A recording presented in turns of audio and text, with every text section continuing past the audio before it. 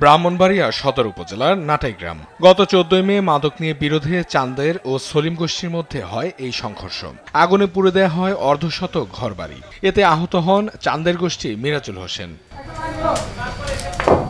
জেলার অন্যান্য জেলাতেও গোষ্ঠীগত দাঙ্গা, আধিপত্যের লড়াই ও পাওনা টাকা ও মাদক নিয়ে সংঘর্ষ লেগেই থাকে। দেশীয় অস্ত্র, পেট্রোল বোমা নিয়ে রাতেও হামলার ঘটনা ঘটে কোথাও কোথাও। এতে হতাহতের পাশাপাশি বাড়ি, ব্যবসা প্রতিষ্ঠানে ভাঙচুর ও লুটপাট হয়ে থাকে।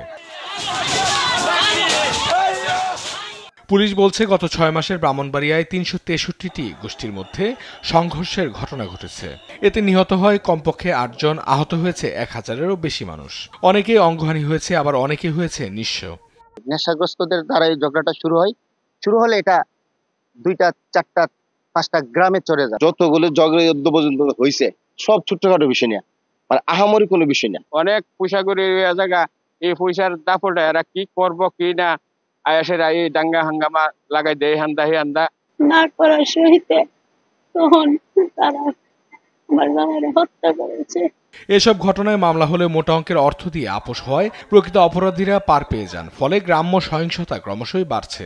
এসব ঘটনার পেছনে সমাজের একটি বিশেষ শ্রেণী আছে যারা দুপক্ষকে লাগিয়ে এখান থেকে একটা বিশেষ ফায়দা লুটে থাকে। এদিকে দাঙ্গা হাঙ্গামা রোধে আইন প্রয়োগ করা হচ্ছে বলে জানান জেলা পুলিশের এই কর্মকর্তা।